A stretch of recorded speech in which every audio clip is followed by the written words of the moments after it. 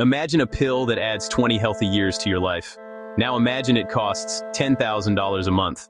That's not a dystopian story. That's the realistic trajectory of longevity science right now.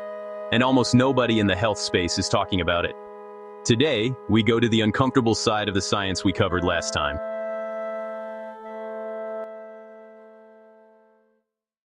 Welcome back. If you haven't seen part 1, the link is in the description. We covered senolytics, epigenetic reprogramming, nanoparticle delivery, and the microbiome. Real science, real timelines.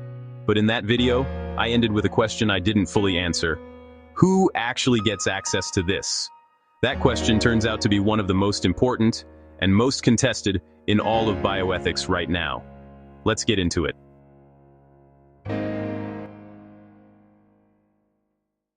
Let's start with money, because it's impossible to avoid. The first senolytic drug combination, dasatinib and quercetin, is already available.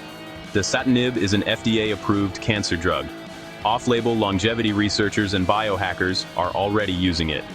Dasatinib costs approximately $5,000 to $10,000 per month at US retail prices without insurance. Quercetin, the plant-derived compound paired with it, is cheap, maybe $30 a bottle. But the effective protocol requires both, and it requires medical supervision, regular blood work, and follow-up imaging to monitor outcomes. We're not talking about a vitamin you pick up at a drugstore. Now extrapolate that to 2100. Senolytics will be more refined. Epigenetic reprogramming therapies will exist. Nanoparticle delivery systems will be sophisticated. All of that costs enormous amounts to develop, and those development costs get passed on. A 2021 analysis published in Nature Aging modeled the economic impact of extending healthy human lifespan and found that a therapy adding just 1 year of healthy life would be worth approximately $37 trillion to the US economy alone. That's how much this is worth. And things worth that much don't stay cheap.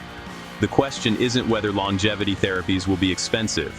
The question is, what happens to a society where the rich stop dying on the same schedule as everyone else? This might sound hypothetical. It isn't. We already live in a world where health outcomes are dramatically stratified by wealth. But longevity science introduces something qualitatively different. Not just better treatment, but a longer biological window of life itself. Here's a data point that should stop you cold. In the United States right now, the gap in life expectancy between the wealthiest 1% and the poorest 1% is approximately 15 years for men and 10 years for women, according to a landmark 2016 study in JAMA by Chetty et al. And that gap has been widening over time. That's before longevity biotech exists at scale. Add epigenetic reprogramming therapies, add precision senolytics, add nanoparticle-delivered compounds that cross the blood-brain barrier and protect against neurodegeneration. The gap doesn't stay at 15 years. It potentially becomes 40, 60, uncapped. Philosopher John Harris, writing on the ethics of life extension, framed the core tension clearly. The same liberal values that justify allowing people to pursue their own health also justify the outcome where some people simply age and die decades faster than others, not because of genes or luck, but because of zip code and bank balance.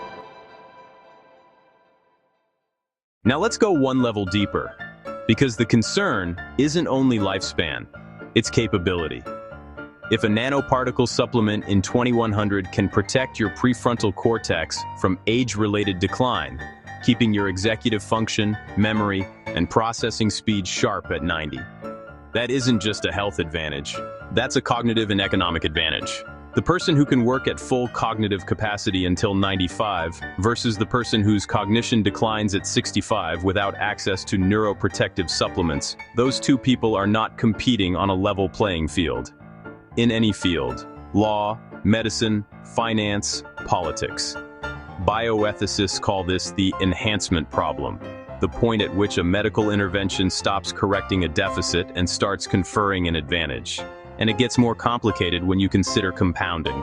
A wealthy 40-year-old who starts a senolytic protocol today accumulates decades of cellular advantage. By the time these therapies are widely accessible, if they ever are, that gap may be physiologically irreversible. Michael Sandel, a political philosopher at Harvard, argues that the deepest problem with human enhancement isn't fairness. It's what it does to our concept of human solidarity. When suffering and mortality are no longer shared experiences, the social fabric that motivates us to care for one another begins to erode. That's not a science question, but it's a question that science is forcing us to answer. So, is there a realistic path where longevity science doesn't just become a luxury product for the ultra-wealthy? A few frameworks are being actively discussed. First, the essential medicines model. The WHO maintains a list of essential medicines, drugs so fundamental to human health that access to them is considered a basic right. Some researchers argue that proven longevity therapies, once validated, should eventually qualify. This would obligate governments and international bodies to fund access. Second, public research infrastructure. Much of the foundational longevity science at the Buck Institute, Harvard, the Salk Institute, is publicly funded. Some bioethicists argue that publicly funded discoveries should carry public access obligations, similar to open access mandates in academic publishing. Third, the generic pipeline. Quercetin is already off-patent and cheap. As longevity compounds are identified and their patents expire, generics become viable. The challenge is the delivery systems. Sophisticated nanoparticle platforms may remain proprietary even when the active compound is generic. None of these are complete solutions. All of them require political will that doesn't currently exist at scale. But the conversation is beginning, and it needs to happen before the therapies are deployed at scale, not after. There's one more structural problem worth naming. Regulation hasn't caught up. The FDA approves drugs for diseases. Aging officially is not classified as a disease in the US. It's a natural process. That means therapies designed to slow biological aging exist in a regulatory gray zone. The TAME trial, targeting aging with metformin, is the first clinical trial explicitly designed to get FDA approval for an anti-aging intervention. If it succeeds, it would create a new regulatory category, drugs approved not to treat a specific disease, but to extend healthy lifespan. That's a historic shift, and it opens the door, for better and for worse.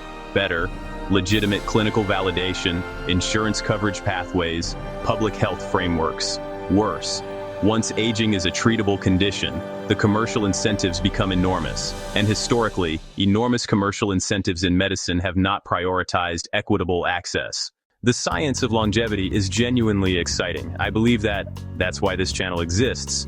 But excitement without scrutiny is how we sleepwalk into a future where the most transformative health technology in human history becomes a product available to a fraction of humanity. These conversations about access, about enhancement, about what we owe each other, are not separate from the science. They are part of it. If you want to go deeper on any of this, the TAME trial, the philosophy of enhancement, the economics of longevity, drop it in the comments. Part 3 is coming. We're going to the brain. See you then.